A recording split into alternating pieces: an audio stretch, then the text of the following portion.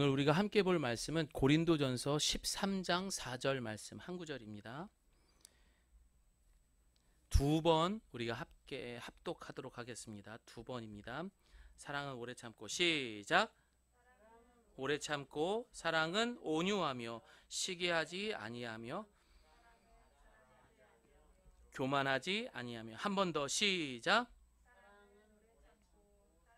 온유하며 시기하지 아니하며 사랑은 자랑하지 아니하며 교만하지 아니하며. 아멘.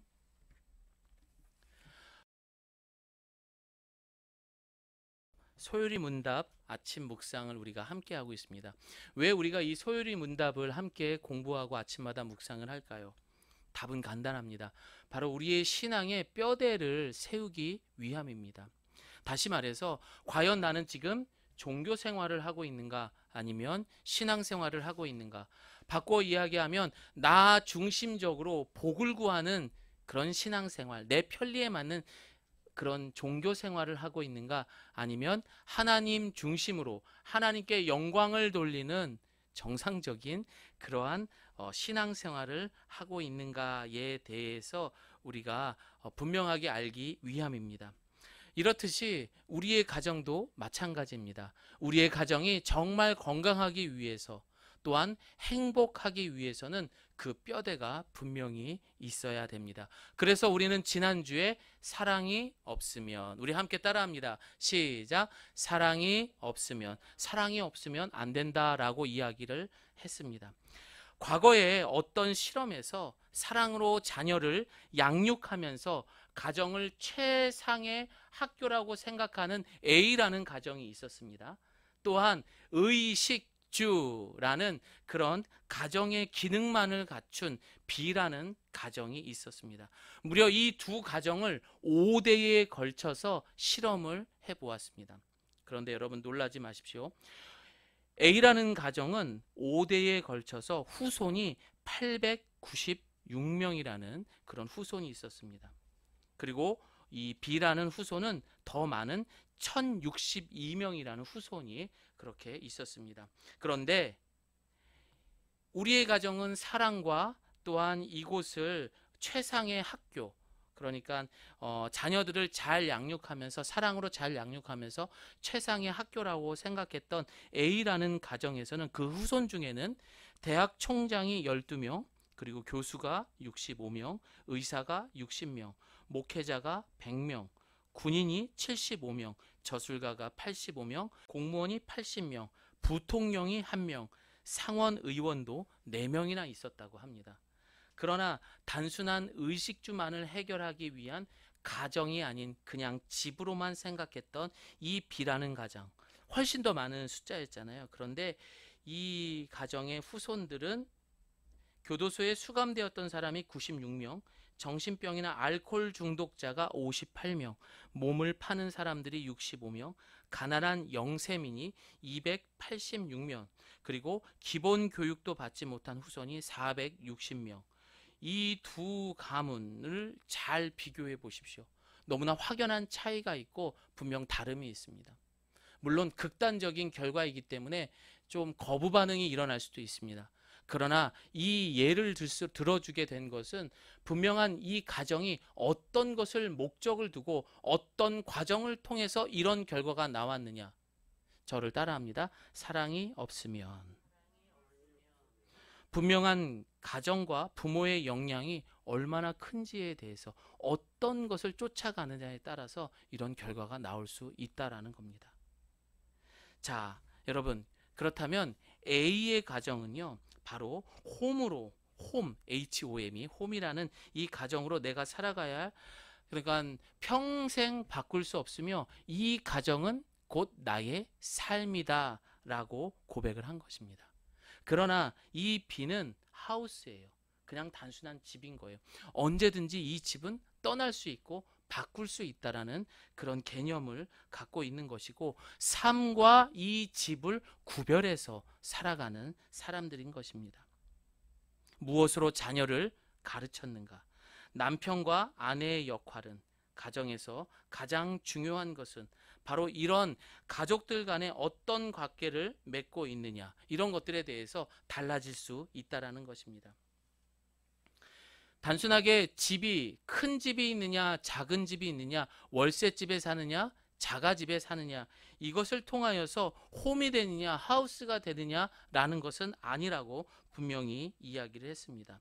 자, 그렇다면 여러분에게 질문하겠습니다. 여러분의 가정은 홈입니까? 아니면 하우스입니까? 저를 따라해 봅니다. 사랑이 없으면 하우스가 됩니다. 그냥 기능만을 위한 각자의 삶을 살아가야 되는 그런 집이 되는 거예요. 언제든지 바꿀 수도 있는 거고 언제든지 무너질 수도 있는 겁니다. 그래서 우리는 지난주에 걸쳐서 이번 이제 두 번째 주에 이 사랑에 대한 15가지의 속성이 있는데, 오늘 읽은 우리의 본문엔 5가지가 나왔어요. 오늘 이 5가지에 대해서 함께 알아볼 것이고, 우리의 가정 모두가 하우스가 아닌 홈이 될 수 있는 우리 예가교회 성도님 가정이 되시기를 예수님의 이름으로 축원드립니다. 공자는 이런 말을 했어요. 아내가 아내답고 남편이 남편답고 자녀가 자녀다워야 집안이 평안하다. 여러분, 과연 그럴까요? 오늘 고린도 교회를 보게 되면은요, 이 교회는 부족함이 없는 지도자들이 참 많았었어요. 그리고 각자의 역할에 최선을 다하는 성도들이 많았다라는 거예요. 다시 말해서 남들도 부러워할 만한 많은 은사를 가진 사람들이 교회에 충성을 다했습니다. 그러나 바울은 그 교회를 향해서 따끔하게 충고를 했습니다. 그리고 나서 그 해결책으로 무엇을 제안합니까? 사랑이 없으면, 사랑이라는 것에 대해서 그 교회에 대해서 이야기를 했던 것입니다. 이들 교회들은 다시 말해서 각자의 역할들에 대해서 최선은 다했습니다. 하지만 사랑이 없었기 때문에 이 교회는 문제가 있었던 것입니다. 사랑하는 성도 여러분, 오늘 이 시간 이후 우리는 물질 때문에, 또한 건강 때문에 내가 흙수저냐 아니면 금수저냐 하는 부모로부터 받은 것들에 대한 우리 가정이 결정되어서는 된다 안 된다? 안 된다라는 거예요. 또한 우리 자신이 이런 기준으로 해서 내 자신이 평가되어서도 안 되는 거예요. 그래서 우리는 이 세상의 모든 죄를 이기시고 부활하신 예수 그리스도의 본체가 되시는 그 사랑의 5가지 속성에 대해서 오늘부터 함께 보도록 합니다. 첫 번째입니다. 첫 번째는 다 같이 따라합니다. 오래 참는 사랑. 자, 오래 참는 사랑. 여기서 말하는 오래 참다라는 것은요, 그 원 의미를 보게 되면은 어떤 상황에서 대해서 참을성보다는 사람에 대한 참을성을 의미하는 거예요. 예를 들어서 우리가 뭐 사우나에 가서 뜨거운 곳에서 오래 버티고 참는 거, 이런 게 아니라는 거예요. 우리 가족들, 나랑 좀 성격이 안 맞는 그 가족들에 대해서 견뎌가면서 같이 살고 있는 것, 이런 사람에 대한 것에 대한 참을성을 의미하는 것입니다. 따라서 사랑은 사람들에게 쉽게 화내지 않으며 성미가 급하지 않고 참을성 있게 견디는 것을 말하는 거예요. 자, 골로새서 3장 12절에 13절 함께 읽습니다. 시작. 그러므로 너희는 하나님이 택하사 거룩하고 사랑받는 자처럼 긍휼과 자비와 겸손과 온유와 오래 참음을 옷 입고 누가 누구에게 불만이 있거든 서로 용납하여 피차 용서하되 주께서 너희를 용서하신 것 같이 너희도 그리하고. 내가 나와 다른 상대방을 보게 되면 여러분 만족합니까? 만족하지 못합니까? 만족 못하죠. 가족들과도 함께 지내다 보면 야, 어쩜 저렇게 나랑 다를 수 있을까? 서로 성격도 자라온 배경도 삶의 스타일도 우리는 전혀 다른 사람들과 그렇게 살아가고 있고 가족이란 이름으로 살아가고 있습니다. 심지어 우리는 한 교회 다니면서 신앙생활하는 그 스타일도 참으로 다르다라는 것을 알 수 있습니다. 그런 우리가 남여가 만나가지고 어떻게 됩니까? 서로 사랑해서 결혼을 하게 됩니다. 그때 이 사랑이 과연 우리가 지금 말한 오래 참는 사랑일까요? 자, 남녀 간의 사랑은요, 에로스적인 사랑이에요. 불이 붙으면 뜨겁고 확 달아오르고 열정적이고, 그리고 쉽게 식을 수도 있는 그런 아가페, 아니 그런 사랑인 겁니다. 에로스적인 사랑인 거예요. 다시 말해서 그런 에로스적인 사랑으로 해서 우리는 남녀가 만난 거예요. 그런 문제가 일어날 수 있다 없다?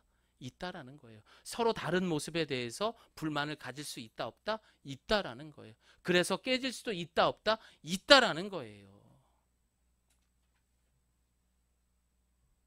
하지만 우리가 골로새서의 말씀에서 읽었던 것처럼 그분은 하나님이 택하사 거룩하고 사랑받는 자처럼 긍휼과 자비와 겸손과 온유와 오래 참음으로 옷 입고, 그리고 주님께서 너희를 용서하신 것 같이 너희도 그리하고 참고 견뎌라 라고 하면서 아가페적인 하나님께서 우리를 향한 그 사랑을 우리에게 말한 거예요.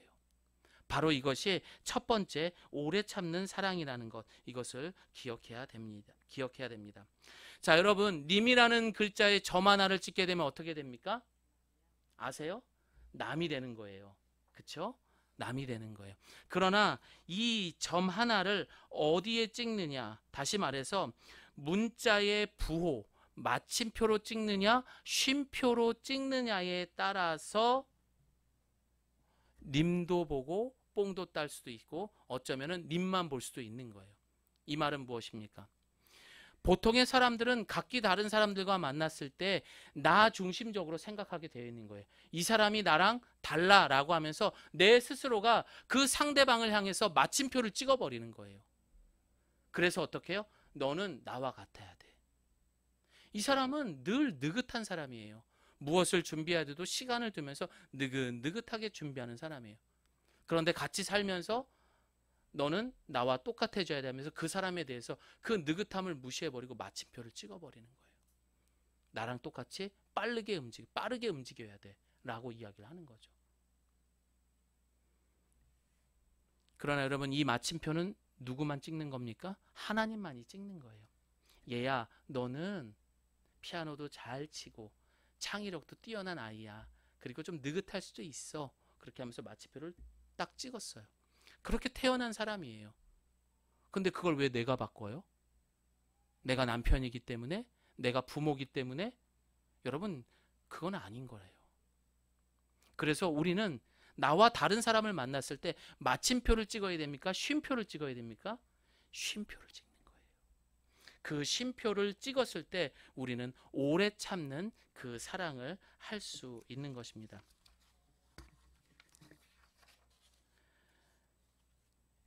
그래서 우리가 방금 이야기했던 것처럼 마침표를 찍게 되면은 에로스적인 사랑에서만 머물다 보니까 님만 보고 뽕은 못 따는 거예요. 하지만 쉼표를 찍게 되면 님도 보고 뽕도 딸 수 있는 것입니다. 젊은 친구들이 같이 서로 사랑을 해서 만납니다. 금방 헤어질 때도 있어요. 견디지 못합니다. 바로 맞춰야 되는 것들, 나와 다름에 있어서 견디고 오래 참지 못하는 그런 사랑의 속성, 아가페적인 그런 사랑의 속성이 없기 때문입니다. 그래서 우리는 상대방에 대한 그런 쉼표를 통해서 오래 참는 사랑, 즉 하나님의 사랑을 닮을 수 있는 우리 예가교회 성도님들이 되시기를 소망합니다. 자, 두 번째입니다. 저를 따라합니다. 온유한 사랑. 온유라는 말은 이 헬라어로 엑스레스토스라고 말합니다. 이 뜻은 친절하다, 착하다, 덕스럽다라는 의미를 가지고 있습니다. 어떤 부부를 위한 세미나에서 한 유명한 강사가 이런 말을 했습니다. 그는 결혼 초기에 부부싸움을 하면 어떻게 해서든 부인을 굴복시켰고, 그렇게 하는 것이 가장의 권위를 세우는 것이라고 생각했다고 합니다. 네. 아니라는 생각이 들죠. 그러나 싸움에서 이길 때마다 점점 더 부인이 자신을 존경하지 않는 것을 발견하게 되었고, 한참을 고민한 그는 방법을 바꾸어 싸움을 하면은 꼭 져주고 상대방이 기분이 나빠 보이면은 먼저 가서 사과를 했다고 합니다. 그랬더니 어떻게 됐어요? 아내는 남편을 존경하게 되었다고 합니다. 여러분의 모든 가정들이 다 그렇게 하고 계시죠? 우리 남편분들? 네. 결국 온유한 사람에게 사람이 모이고 지는 것 같으나 결국은 이긴다라는 얘기입니다. 다시 말씀을 드리겠습니다. 약해 보여요. 늘 이 사람은 뭔가가 좀 약해 보이고 뭐 이렇게 좀 좋게 말하는 것밖에 생각이 안 나네요. 그러나 이 사람이 뭐 착해 보이고, 그러나 결국 그런 모습들이 이기는 거라는 것, 그것이 결국 승리한다라는 것. 그렇지 못한 사람에게 세상의 이익은 모일 수는 있어요. 온유하지 못한 사람들에게. 그러나 이런 사람들은 거짓 관계의 삶으로 환경은 척박해질 수밖에 없는 겁니다. 풍요하나 풍요하지 않고, 다 가진 것 같지만 다 잃어버리는 것. 의인은 기근의 날에도 풍족할 수 있지만 악인들은 멸망하고 사라진다라고 성경은 말하고 있습니다. 그 대표적인 예를 들 수 있는 게 바로 야곱의 아버지 누구죠? 이삭입니다. 이삭은 그랄 목자들에게 그가 판 우물에 대해서 번번이 빼앗기게 되었습니다. 그래서 그들은 이삭을 시기했고 괴롭혔습니다. 그러자 처음 빼앗긴 우물의 이름은 에색이라고 했어요. 그래서 다투었다라는 뜻을 갖고 있는데, 두 번째 빼앗긴 우물은 신나다라고 하는데 대적했다라는 뜻이에요. 다퉈보기도 하고 대적해보기도 했지만 결국 소용이 없었습니다. 그리고 다시 장소를 옮겨 판 우물이 바로 르호봇이다라고 말했습니다. 이 르호봇은 그 범위가 넓었다는 의미인데, 창세기 26장 우리 함께 읽습니다. 시작. 여호와께서 우리를 위하여 넓게 하셨으니 이 땅에서 우리가 번성하리로다. 아멘. 이삭은 이번에는 그랄 목자들과 다투지 않고 대적할 필요도 없었습니다. 그가 빼앗긴 것에 집착하고 괴로워했더라면 더 넓은 장소를 얻을 수 있었을까요? 때로는 우리가 양보하고 온유함을 지키는 대가로 하나님께서는 더 큰 것들을 허락해 주십니다. 그래서 저는 이 사랑을 구하고 노력하고 우리 또한 그렇게 되어야 하는 것입니다. 저를 따라합니다. 온유는 그리스도인에게 가장 강력한 방어이며 승리의 사랑입니다. 그래서 예수님은 그 십자가에서도 그들 사실은 예수님이 어떻게 할 수도 있었겠죠. 하지만 거부하지 않았습니다. 그리고 사람들은 힘이 없다라고 이야기했고, 심지어 제자들조차도 예수님을 등 돌렸어요. 야, 알고 보니까 예수님 별거 아니었네. 야, 내가 그렇게 평생을 교회를 다녔는데 별거 없네. 맨날 지라고 얘기하고 맨날 양보하라고 이야기하고, 아유, 이게 뭐야. 그러면서 하나 둘씩 교회를 등 돌립니다. 하지만 여러분, 그 온유함 속에, 예수님의 가장 큰 무기였던 그 온유함 속에 2000년이 지난 지금까지도 사람들은 눈물 콧물 흘리면서 그 앞에서 자지러지면서 주께로 돌아오고 있다라는 사실을 우리 자신이 경험했지요? 아멘입니까? 네, 그게 바로 진짜 십자가의 사랑이고 가장 강력한 무기라는 것을 여러분 꼭 기억하시기를 바랍니다. 세 번째입니다. 따라합니다. 시기하지 않는 사랑. 경쟁하고 비교하는 이 사회 속에서 상처 입고 사는 우리에게 절실하게 바로 필요한 사랑의 모습이 시기하지 않는 사랑이라는 거예요. 시기라는 것은 샘을 내고 미워한다는 겁니다. 한 번 정도는 다 해보셨죠? 그래서 사촌이 땅을 사면 배가 안 아플 수도 있어요. 하지만 여러분 어떻습니까? 늘 세상을 속해서 살다 보면은 이 시기하는 마음을 가질 수밖에 없다라는 겁니다. 시기는 그대로 가만히 머물러 있지 않고 상대를 미워하고 상대의 몰락을 바라는 큰 죄를 짓게 만들게 됩니다. 따라서 그리스도인들에게 있어서는 이 시기라는 것이 엄청난 죄입니다. 이것은 쉽게 없어지지 않는 감정이고, 시기심을 없앨 수 있는 유일한 방법은 바로 이 아가페적인 사랑, 그 사랑밖에 없습니다. 성경에 보면 사울은 처음에 다윗을 굉장히 좋게 생각을 했고 아꼈었습니다. 그러나 그 다윗이 골리앗을 물리치고 돌아왔을 때 많은 군중들이 사울을 향해서는 천천히요, 그리고 다윗을 향해서는 만만이다라고 막 그를 찬송하고 환호를 하자 사울은 시기심에 사로잡혀서 다윗을 어떻게 하든 죽이려고 애쓰고 마치 꼭 정신이 나간 사람처럼 돌변해 버리게 됩니다. 또 어떤 사람이 있습니까? 가인과 아벨을 통해서도 알 수 있어요. 특히 가인은 본인의 제사를 받지 않자 동생 아벨을 어떻게 합니까? 돌로 쳐 죽이게 됩니다. 이 시기는 점점 커져서 결국 사람도 죽일 수 있게 되는 겁니다. 여러분, 시기의 끝은 무엇입니까? 불행입니다. 그리고 사망입니다. 빨리 끝내지 못하면 내 자신이 황폐해져서 파멸할 수밖에 없습니다. 혹시 우리는 살아가면서 시기하는 것들이 있습니까? 결국 이 시기하는 사람들이 많아지게 되면 사회는 점점 문제가 생겨지게 됩니다. 사회학자들은 한국 사회가 지나친 경쟁으로 치닫는 시기사회의 결과적인 모습은 너를 밟고 내가 올라가야 하는 사회가 우리의 현 모습이다 라고 말하고 있습니다. 그래서 그리스도인들이 시기가 많으면 경쟁자가 많고 시기를 버리면 파트너, 즉 동역자가 된다라는 겁니다. 다시 설명드릴게요. 그리스도인들에게 있어서 이 시기가 많으면 경쟁자가 많아지다 보니 교회가 붕괴됩니다. 그리스도인들이 교회를 떠난다는 얘기예요. 하지만 이 시기를 버리게 되면 파트너, 즉 동역자가 생긴다라는 것을 꼭 기억하시길 바랍니다. 우리 로마서 말씀 함께 읽습니다. 시작.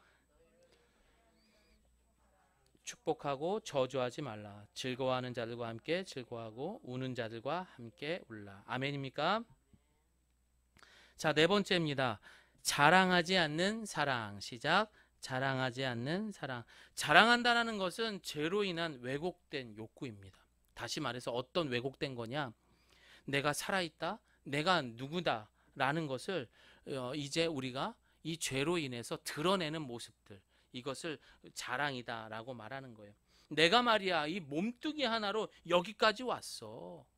내가 어떤 사람인 줄 알아? 그러면서 어떻게 합니까? 자신의 삶을 마치 영웅당처럼 이야기를 하죠. 여러분, 제가 좀 극단적으로 이야기해서 이런 사람이 과연 있을까라고 하지만 은연중에 우리 모습 중에 이런 것들이 너무 많아요. 왜 그렇습니까? 우리 모든 인간들은 바로 이 원죄라는 죄를 갖고 있기 때문에 나 중심적으로 이야기할 수밖에 없어요.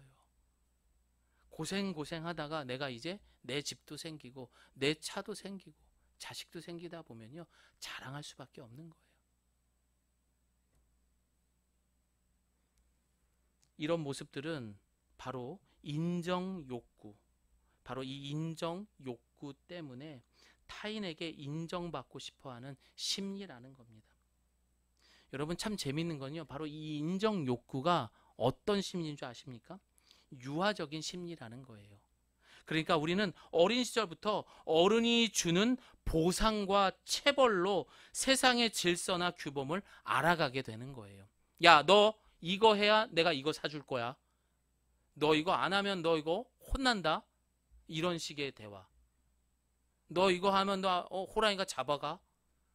너 공부 열심히 하면 아빠가 이번에 장난감 하나 사줄게. 저도 너무 많이 했어요. 그런데 이거 하나하나가 아이들이 인정받기 위해서 얼마나 노력을 하겠습니까? 결국 그러한 모습들이 어른이 되어서도 인정받기 위해서 이 인정 욕구라는 틀에서 벗어나지 못하는 강박강년 속에 살아가는 거예요.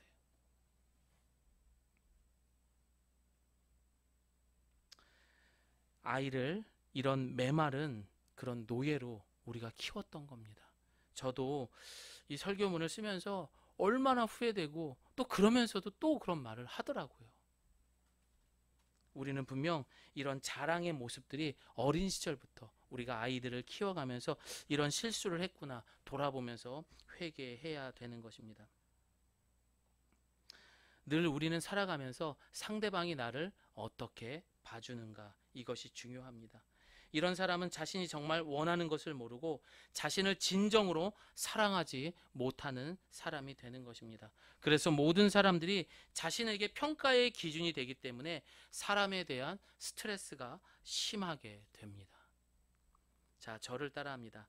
나는 자랑하는 행위를 통해 나를 확인하고 표현하는 법을 배웠습니다. 네, 이게 우리의 죄라는 거예요. 그래서 우리는 이것을 위해서 회개해야 되는 것입니다. 하루에 5분, 한 10분 이렇게라도 조용히 한번 앉아보세요. 그리고 내 자신을 한번 돌아보세요. 먼 산을 바라보고 음악도 듣지 말고 아무것도 하지 말고 한번 그냥 조용히 한번 계셔보세요. 그렇게 했을 때 내가 얼마나 존귀한 존재인지 깨닫게 될 것입니다. 굳이 남들과 비교해서 내가 이렇다, 내가 이렇게 살아있다라는 것을 말하지 않아도 그저 내 자체가 얼마나 존귀하고 중요한 사람이라는 것을 깨닫게 될 것입니다. 자, 저를 따라합니다. 하나님은 우리를 명품으로 만드셨습니다. 우리 시편 139편 읽어봅니다. 시작.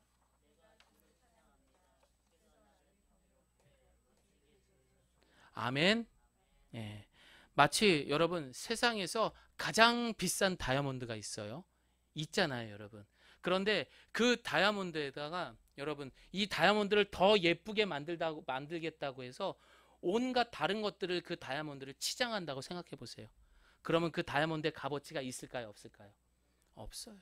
그 다이아몬드 그 하나 자체만으로도 엄청나게 존귀하고 엄청나게 소중하고 귀하다라는 것을 알게 될 것입니다. 우리는 이 땅을 사랑하면서 서로 비교하고 자랑하다 보니까 그 자랑이라는 그 사랑 때문에, 그 버려야 하는 것 때문에 우리는 우리가 그 다이아몬드라는 것을 잊어버리게 되고 다른 것으로 계속 우리는 치장을 하고 다녔던 것입니다. 이제는 우리가 이 모든 자랑을 버리고 창조의 가치를 회복할 수 있는 저와 여러분들이 되시기를 소망합니다. 마지막 5번째입니다. 저를 따라합니다. 교만하지 않는 사랑. 원어로는 이 휘시오라는 교만의 뜻을 갖고 있습니다. 휘시오라고 말하는데 이 말은 고개를 바짝 들고 다니다의 뜻을 갖고 있어요. 예. 사실 이루고 다니는 사람은 없죠. 예. 그러나 은근히 그렇게 바짝 들고 다니는 사람들이 있습니다. 어떤 공동체에서 내가 참으로 중요한 사람이라고 느끼는 것입니다. 사도행전 12장에 우리가 사도행전 볼 때 이 헤롯 아그리빠 왕이 벌레에 먹혀 죽었다라는 내용 여러분 혹시 기억하고 계십니까? 그가 이제 마치 이 황금옷과 같은 옷을 입고 나와가지고 많은 군중들 앞에서 막 이야기를 합니다.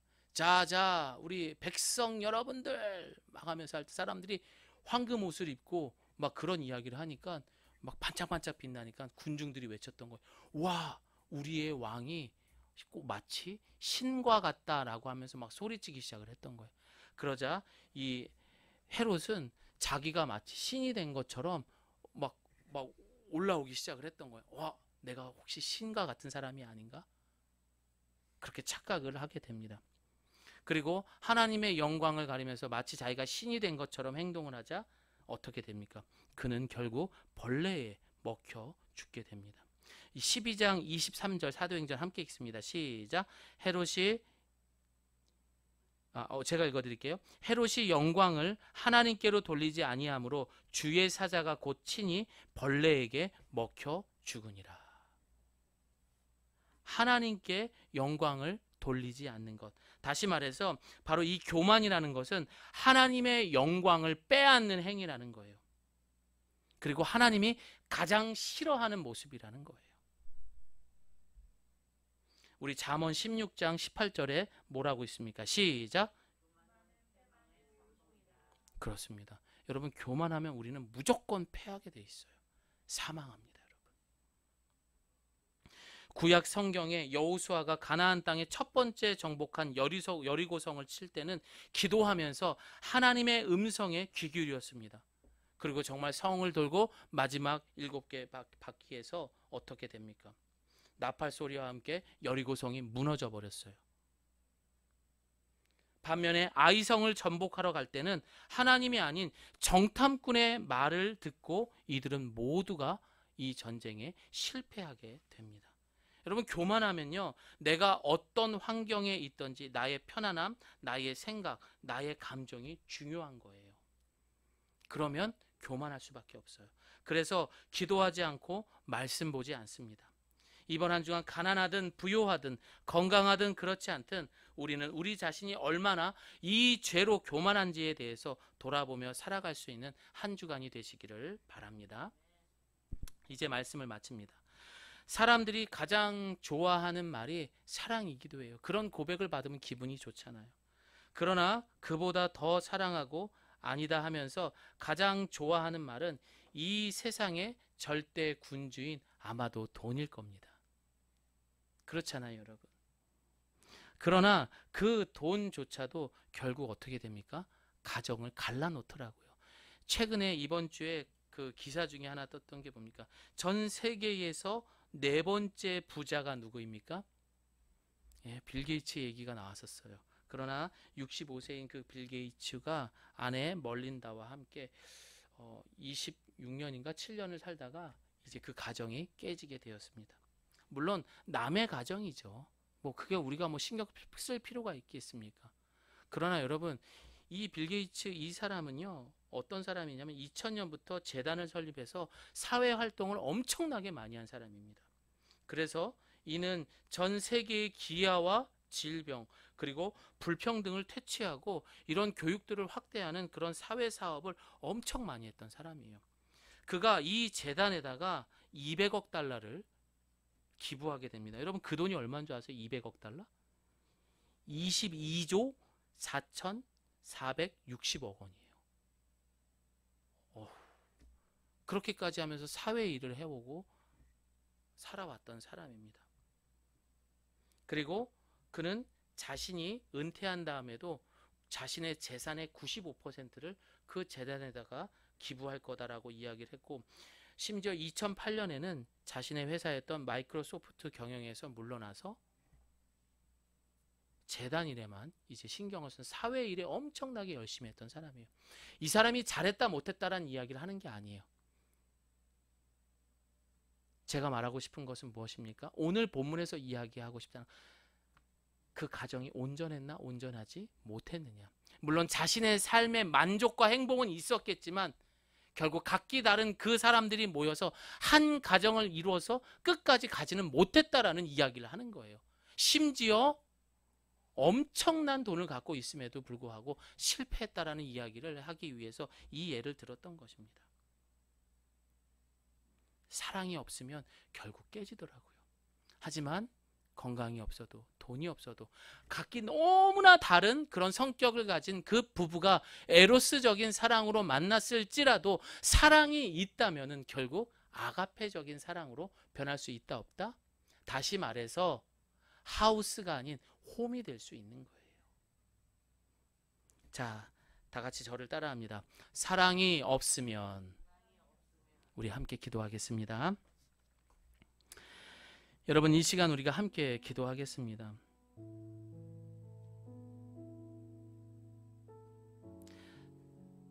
사람들하고 이야기를 합니다. 그래서 이 세상을 살기 위해서는 돈도 필요하다. 그리고 자녀 교육에 이런 것도 필요하다. 여러 가지 이야기를 나눕니다. 그런데요, 본질적으로 하나님께서 우리에게 말씀하시고 싶은 것은 너희들의 가정은 정말 건강하느냐입니다.